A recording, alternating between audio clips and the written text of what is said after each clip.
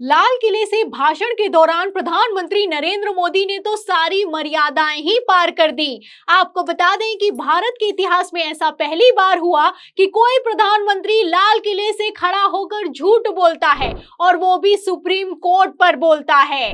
आपको जानकर हैरानी होगी, जब सुप्रीम कोर्ट पर प्रधानमंत्री नरेंद्र मोदी ने लाल किले से खड़े होकर बयान दिया तो सीजीआई चंद्रचूड़ के चेहरे के हाव भाव ही बदल गए।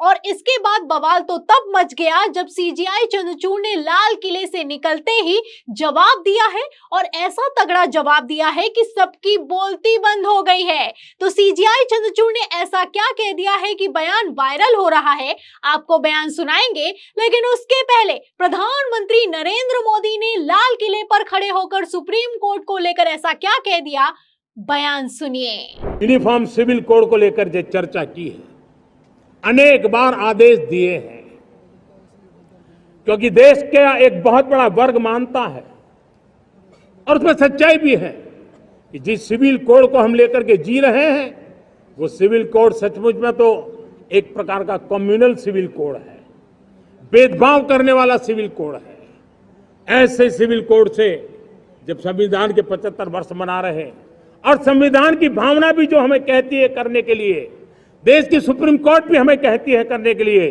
और तब जो संविधान निर्माताओं का सपना था उस सपने को पूरा करना हम सबका दायित्व है। तो सुना आपने, प्रधानमंत्री नरेंद्र मोदी ने लाल किले से खड़े होकर कहा है कि जिस सिविल कोड को लेकर हम जी रहे हैं ये सिविल कोड कम्युनल है। सुप्रीम कोर्ट हमें बार बार आदेश देता है, सुप्रीम कोर्ट इस पर बार बार चर्चा करता है। आप देख सकते हैं प्रधानमंत्री नरेंद्र मोदी ने जब ये बयान दिया है तो सीजीआई चंद्रचूड़ के चेहरे के हाव भाव ही बदल गए हैं, क्योंकि आज तक सुप्रीम कोर्ट ने यूनिफॉर्म सिविल कोड को लेकर किसी तरह का कोई आदेश दिया ही नहीं है। और इतना ही नहीं, प्रधानमंत्री नरेंद्र मोदी यही नहीं रुके, आगे जो उन्होंने कहा है वो और भी ज्यादा चौंकाने वाला है। पीएम मोदी का कहना है कि सुप्रीम कोर्ट भी हमें कहता है और संविधान निर्माताओं का भी ये सपना है कि यूनिफॉर्म सिविल कोड पर चर्चा हो। मतलब बेशर्मी की सारी हदें ही पार हो चुकी हैं। ना ही कभी सुप्रीम कोर्ट ने ऐसा कहा है और ना ही ये संविधान निर्माताओं का सपना है। फिर भी प्रधानमंत्री नरेंद्र मोदी ने लाल किले से खड़े होकर कितनी लंबी लंबी फेंकी है, आप इस बयान से अंदाजा लगा सकते हैं। और सबसे ज्यादा गौर करने वाली बात यहाँ पर यह है कि प्रधानमंत्री नरेंद्र मोदी ने यह बयान किसी और के सामने नहीं बल्कि chief justice of India Chandrachud के सामने दिया है। फिलहाल इस बयान पर जयराम रमेश, जो कि कांग्रेस के वरिष्ठ नेता हैं, उन्होंने आईना भी दिखाया है और ट्वीट करते हुए लिखा है कि यह कहना कि अब तक हमारे पास कम्युनल सिविल कोड रहा है डॉक्टर अंबेडकर का घोर अपमान है। Doctor Ambedkar Hindu personal law में सुधार के सबसे बड़े समर्थक थे, जिन्हें 1950 के दशक मध्य तक वास्तविक रूप से दिया गया। इन सुधारों का आरएसएस और जनसंघ ने काफी विरोध किया था। तो तब विरोध किया था और अब आप देख सकते हैं कि लाल किले की प्राचीर से खड़े होकर प्रधानमंत्री नरेंद्र मोदी भाषण दे रहे हैं। जयराम रमेश का कहना है कि संविधान निर्माताओं का ऐसा कोई भी सपना नहीं था और जो कोड हमारे पास है उस सिविल कोड को कम्युनल बताना गलत है, एक तरीके से अंबेडकर का अपमान है। तो आप देख सकते हैं कि किस तरीके से प्रधानमंत्री नरेंद्र मोदी की इस बयान की फजियत हो रही है। और भी ज्यादा फजियत तब हो गई है जब सीजीआई चंद्रचूड़ का बयान सोशल मीडिया पर वायरल हो गया है। अब सीजीआई चंद्रचूड़ लाल किले पर तो बोलते नहीं है, सीजीआई चंद्रचूड़ सुप्रीम कोर्ट पहुंचे, लाल किले से निकले सुप्रीम कोर्ट पहुंचे और उसके बाद झंडा फहराया है। और झंडा फहराने के बाद जो बयान दिया है वो अब वायरल हो रहा है और इस बयान को प्रधानमंत्री नरेंद्र मोदी को दिया गया तगड़ा जवाब भी कहा जा रहा है। तो ऐसा क्यों कहा जा रहा है, इसलिए सीजीआई चंद्रचूड़ का बयान ध्यान से सुनिएगा। देखिए खबर आप देखिए न्यूज़ 18 की। देखिए इसमें लिखा हुआ है कि आजादी को हल्के में मत लेना, सीजीआई डीवाई चंद्रचूड़ ने बांग्लादेश हिंसा पर तोड़ी चुप्पी, क्या बोले हैं, क्या बोले हैं, अपने आप में बेहद चौंकाने वाला है। क्या बोला है सुनिए। देखिए खबर में आगे लिखा हुआ है कि आज बांग्लादेश में जो कुछ हो रहा है वो स्पष्ट रूप से याद दिलाता है कि हमारे लिए स्वतंत्रता कितनी मूल्यवान है। स्वतंत्रता को हल्के में लेना बहुत आसान है, लेकिन अतीत की घटनाओं को समझना महत्वपूर्ण है ताकि हमें याद रहे कि ये चीजें कितनी जरूरी हैं। तो आप देख सकते हैं सीजीआई चंद्रचूड़ का कहना है कि जो हमें स्वतंत्रता मिली हुई है इसको हल्के में मत लीजिए। और अगर उदाहरण के तौर पर आपको किसी को देखना है तो पड़ोस के बांग्लादेश को देखिए। आरक्षण के चलते, कट्टर धर्मवादिता के चलते किस तरीके से एक देश बर्बाद हो गया है ये किसी से छुपा हुआ नहीं है। विविधता हमारे देश की पहचान है, विविधता में एकता हमारे संविधान का आधार है, धर्मनिरपेक्षता हमारे संविधान का आधार है। ऐसे हालातों में यूनिफॉर्म सिविल कोड को लेकर लाल किले की प्राचीर से प्रधानमंत्री नरेंद्र मोदी का दिया गया ये बयान अपने आप में कितनी बड़ी लफाजी है आप समझ सकते हैं। अब यहाँ पर सीजीआई चंद्रचूड़ ने जवाब दिया है। अब डायरेक्ट तो नहीं लेकिन इनडायरेक्ट किस तरीके से धोकर रख दिया है इस बयान से आप अंदाजा लगा सकते हैं। अब ऐसे हालातों में प्रधानमंत्री नरेंद्र मोदी के बयान को सुनकर तो ऐसा लगता है कि वो बौखला रहे हैं। जिस तरीके से सुप्रीम कोर्ट ने, आप जानते हैं कि चंडीगढ़ मेयर पद चुनाव के नतीजों को पलट कर रख दिया और साफ साफ कहा कि ये लोकतंत्र की हत्या है, आप लोगों ने लोकतंत्र का मजाक बना रखा है। और सबसे बड़ा फैसला सीजीआई चंद्रचूड़ ने जो वो सुनाया, आप जानते हैं कि इलेक्टोरल बॉन्ड जो कि मोदी सरकार की सबसे बड़ी स्कीम है, इसको एक ही झटके में बंद कर दिया गया।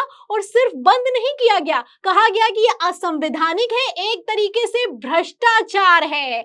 ऐसे में प्रधानमंत्री नरेंद्र मोदी ने सीजीआई चंद्रचूड़ के सामने बड़े बड़े बयान दिए हैं, बड़े बड़े दावे किए हैं और वो भी सुप्रीम कोर्ट को लेकर किए हैं। अब सुप्रीम कोर्ट को लेकर बोला है, सीजीआई चंद्रचूड़ वहां पर मौजूद है तो वो तो अच्छे से जानते ही हैं कि सुप्रीम कोर्ट ने क्या कहा है क्या नहीं कहा है। ऐसे में आप अंदाजा लगा सकते हैं कि किस तरीके से प्रधानमंत्री नरेंद्र मोदी के जो बयान है, जो भाषण है, उसकी परतें खुलती हुई नजर आ रही हैं। वैसे कायदे से देखा जाए तो प्रधानमंत्री नरेंद्र मोदी ने इस बार जो भाषण दिया है उसको सुनकर तो ऐसा लगता है कि उन्होंने अपनी ही सरकार पर सवाल खड़े किए हैं। और इसी को लेकर जाने माने वरिष्ठ पत्रकार अभय दुबे ने तगड़ा जवाब दिया है। प्रधानमंत्री ने कहा है कि महिलाओं के खिलाफ जो अपराध करते हैं या उन्हें जो सताते हैं उनको कड़ी से कड़ी सजा दी जानी चाहिए। तो क्या वो किससे कह रहे हैं दी जानी चाहिए? क्या देश का प्रधानमंत्री कोई और है? ऐसा भी नहीं है कि वो कल प्रधानमंत्री पद की उन्होंने शपथ ली हो। 10 साल पूरे हो चुके हैं देश की सत्ता में उन्हें, और 12 साल वो गुजरात में मुख्यमंत्री रह चुके हैं।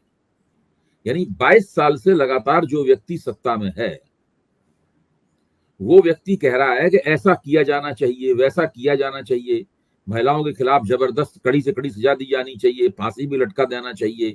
तो ये चाहिए किसके लिए कह रहे हैं वो? भाई अगर ये बात वो अपने लिए कह रहे हैं तो उन्हें शीशे के सामने खड़े होकर कहना चाहिए थी, उन्हें दर्पण के सामने खड़े होकर ये बात कहना चाहिए थी कि वो खुद कहते और दर्पण में नरेंद्र मोदी उनकी बात को सुनते, फिर उस बात के ऊपर अमल करते। लेकिन यहाँ तो वो सारे देश के सामने किससे कह रहे हैं? क्या हम लोगों से कह रहे हैं ऐसा किया जाना चाहिए?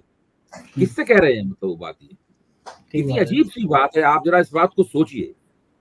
जो दिनों से सत्ता में है वो खुद उसने महिलाओं के खिलाफ जुल्म ज्यादती करने वालों को कड़ी से कड़ी सजा मिले, इसके लिए पिछले 22 वर्ष में कुछ भी नहीं किया।